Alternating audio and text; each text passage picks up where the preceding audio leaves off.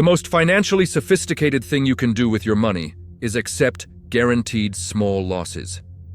Not accidentally, not as a consolation, on purpose, as a strategy. And the people who refuse to do this are not being disciplined. They are building a structure that eventually breaks all at once. You have been taught that every dollar should be working, that idle money is wasted money, that the goal is maximum return on every position you hold. That belief is costing you more than you know. You have built a portfolio, a savings plan, a financial structure you are proud of. It is optimized. Every part of it is doing something. The cash is deployed. The positions are sized to extract the most from the conditions you are in. You looked at the cost of holding protection, paying for insurance, keeping cash that earns less than inflation, and you decided the cost was not worth it. The math said so. The returns said so. And in normal conditions, the math is right. You outperform the person who held the protection. You outperform the person who kept the buffer. Every year the conditions stay normal, your position looks smarter than theirs, until the year the conditions stop being normal. And your entire structure, built to extract maximum return from a world that cooperates, meets a world that does not. The concept is this. A barbell strategy for money means holding the bulk of what you have in positions so safe they are almost boring, and placing a small portion in positions that can produce large gains. Nothing in the middle. The middle is the dangerous place. The middle feels diversified and responsible, but it produces positions that are fragile enough to be badly damaged by serious disruption, and not positioned boldly enough to produce the kind of gain that would offset the damage. Think about a weightlifting barbell. All the weight is at the ends. The middle is just the bar. A financial structure built this way keeps most of its exposure at the safe end and accepts small costs or small risks at the bold end. It looks inefficient to anyone who has only ever seen normal conditions. It looks like the only rational structure to anyone who has lived through conditions that were not normal. The money in the middle does not give you the safety of one end or the upside of the other. It gives you the vulnerability of both. In the early 1990s, the copper market is one of the most stable and predictable commodity markets in the world. Yasuo Hamanaka is the chief copper trader at Sumitomo Corporation, one of Japan's largest trading houses. He is known inside the industry as Mr. Copper. Over a period of years, he has accumulated positions that control an estimated 5% of the world's copper supply. His colleagues regard him as a genius. The returns he produces are consistent. The positions he holds are large, and they keep working. By 1995, the positions have grown so large that unwinding them is almost impossible without moving the market against himself. The strategy that produced gains requires the conditions that created it to continue indefinitely. In June 1996, the scale of unauthorized trading Hamanaka has been conducting for a decade is exposed.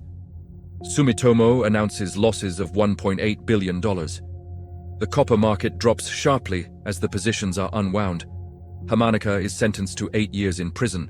The strategy had no flaw. Every position was sized to extract maximum return from the conditions that existed. No buffer, no protection, no acceptance of small costs in exchange for limiting the size of a potential bad outcome. When the exposure became impossible to sustain, the loss that arrived was not proportional to the risk that had been taken. It was total. The structure that produces consistent gains in normal conditions and catastrophic losses when conditions change is not a bold strategy. It is a fragile one, wearing the costume of a successful one. And the longer the gains continue, the more convincing the costume becomes. This is the specific trap intelligent people fall into with money. The cost of holding protection feels real every month. The cost of not holding it is invisible right up until it arrives all at once. A person who pays 1% per year for insurance that never gets triggered has paid a real, measurable cost. A person who did not pay for it and encountered the event the insurance would have covered has paid a much larger cost, all at once, in conditions where rebuilding is hardest.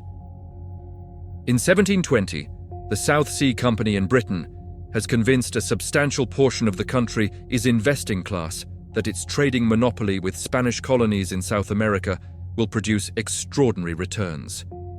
The share price rises from £128 in January to over £1,000 by August. Investors who held conservative positions alongside their South Sea shares were badly hurt when the bubble collapsed. Investors who had put everything into the company were ruined. Isaac Newton, who had sold his shares early at a profit and then bought back in near the peak, lost approximately £20,000. He reportedly said afterwards that he could calculate the motions of heavenly bodies, but not the madness of people. The people who survived financially were the ones who had kept enough outside the speculation to still be standing after it collapsed. You are holding positions right now that have no floor. You have optimized for return in the conditions you expect and accepted exposure on the downside that you are not tracking, because the downside has not arrived. Your cash buffer is smaller than it should be, because cash feels like a drag. Your protection positions, if you have any, are sized too small to matter when the event they are meant to cover arrives at scale. You are managing your money for the world as you expect it to be, and not for the world as it occasionally is. And the world as it occasionally is does not announce itself in advance. The principle is this: accept a guaranteed small loss in exchange for removing the possibility of a catastrophic one. In practice, this means holding more cash than feels optimal. It means paying for protection you hope never triggers. It means keeping a position at the safe end of the barbell that looks like a drag on your returns every month. It sits there, earning less than everything else. The person who looks at your structure and says you are leaving money on the table is right. You are. And you are doing it on purpose. What you give up is the satisfaction of full deployment. The feeling that your money is as hard at work as it could possibly be. Full optimization feels like financial discipline. It is actually the removal of the buffer that absorbs the shock when the shock arrives. What you get in return is not better returns in normal conditions. Your returns in normal conditions will be slightly lower.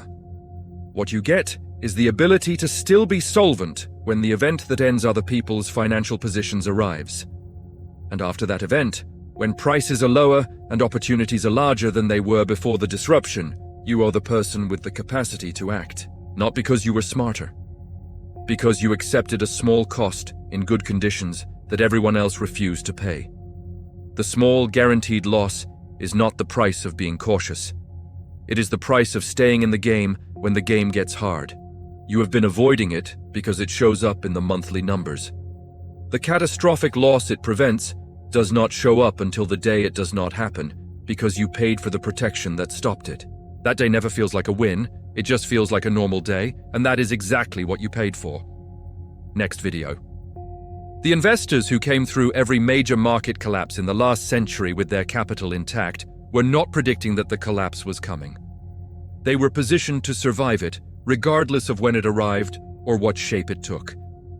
There is a specific structural decision they made in good conditions that most investors never make, because it looks irrational when nothing is going wrong. It only looks rational the day after everything goes wrong for everyone else.